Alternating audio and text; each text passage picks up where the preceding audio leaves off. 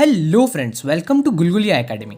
दोस्तों, आज के इस वीडियो में हम लोग क्लास 9 सेबा बोर्ड का जो हिस्ट्री है उसका फर्स्ट चैप्टर, उसके क्वेश्चन एंड आंसर जो कि short and very short question answer है उसके बारे में पढ़ने वाले हैं। तो इस वीडियो को पूरे एंड तक अगर आप देखेंगे तो आपको हर आंसर बहुत अच्छे से क्लियर हो जाएगा। तो हम बढ़ते हैं पहले क्वेश्चन की तरफ।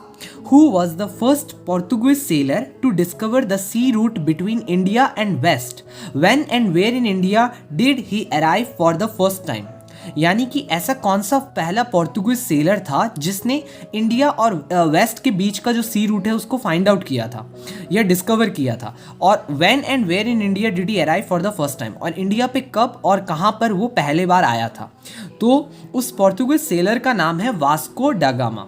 Vasco da Gama was the first Portuguese sailor to discover the sea route between India and west. और वो कब आया था और कहाँ पर आया था?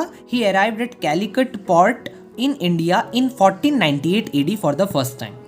आई होप आपको ये आंसर क्लियर हो गया होगा। अगर फिर भी कोई डाउट है तो आप मुझे कमेंट सेक्शन में बता सकते हैं। नेक्स्ट हम लोग बढ़ते हैं क्वेश्चन नंबर 2 की तरफ। Who was the English sailor able to move round the earth through the sea route? मतलब पूरे अर्थ को उसने एक राउंड मारा था, घूमा था सी रूट से, और उस इंग्लिश सेलर का नाम था फ्रांसिस ड्रेक। और वो कब इसने ये किया था ये काम? 1580 पे। नेक्स्ट क्वेश्चन नंबर 3 है, who was the English sailor who entered India for the first time with a petition letter and when? तो उस इंग्लिश सेलर का नाम है जॉन मिल्डन हॉल, जो कि एक इंग्लिश सेलर था जो कि इंडिया पे एंटर हुआ पहले बार एक पेटिशन लेटर के साथ। कब? 1599 AD पे। फ्रेंड्स, हमारा नेक्स्ट क्वेश्चन नंबर 4 है, when and where did the East India company initially establish? शुरुआती दौर पे ईस्ट इंडिया कंपनी कहाँ पर और कब एस्टैब्लिश हुई? तो in 1600 AD at England the East India company was initially established. 1600 AD की बात है, इंग्लैंड में जब ईस्ट इंडिया कंपनी शुरुआत में इस्टेब्लिश हुई थी। नेक्स्ट है, write two objectives of the East India company to permanently rule in India. India पे परमानेंटली रूल करने के लिए ईस्ट इंडिया कंपनी का 2 ऑब्जेक्टिव क्या थे? तो 2 जो मेन ऑब्जेक्टिव थे वो थे, to carry on trade in India. पहला था कि वो इंडिया पे ट्रेड करना चाहते थे, यानी बाई एंड सेल बिजनेस करना चाहते थे। और दूसरा जो ऑब्जेक्टिव था वो था to capture political powers in India. India में वो पावर हथियाना चाहते थे ताकि वो इंडिया को रूल कर सके। नेक्स्ट हमारा जो क्वेश्चन है वो है क्वेश्चन नंबर 6, जिसमें पूछा गया है, when and where in India was the first trade centre of the English established?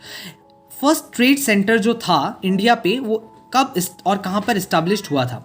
तो the first trade centre of the English was established at Masulipatnam in 1611।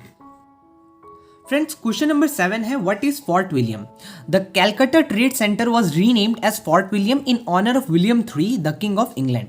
तो जो कैलकाटा ट्रेड सेंटर था उसका रीनेम करके नाम रखा गया फोर्ट विलियम, और वो रखा गया था विलियम III के ऑनर में, जो कि थे the king of England. Question number 8 है, which were the 2 main divisions of the British administrative period of dependent India? तो the first is from the downfall of the Mughal empire to the sepoy mutiny of 1857, and the second one is from 1858 to 1947 transfer of power to the Indians. ये 2 main divisions थे British administrative period के। Question number 9 है, who when and with what objectives was the Government of India Act enacted? तो इसका answer है, the British parliament passed the Government of India Act 1858 on 2nd August 1858. This act entrusted the British government with the power of ruling India directly. Next question number हम लोग का 10 है, when and with what objective was the Indian councils act enacted? तो क्या किस लिए और कब और किस ऑब्जेक्टिव से इंडियन काउंसिल एक्ट इनेक्ट हुआ? तो इंडियन काउंसिल एक्ट 1861, जो कि 1861 AD पे ही इनेक्ट हुआ था। The aim of this act was to make the educated Indians familiar with the new administrative structure. इसका जो मेन ऑब्जेक्टिव था या जो मेन एम था वो था कि हमारे जो इंडियंस एजुकेटेड इंडियंस हैं उनको फैमिलियर करवाना नए एडमिनिस्ट्रेटिव स्ट्रक्चर से।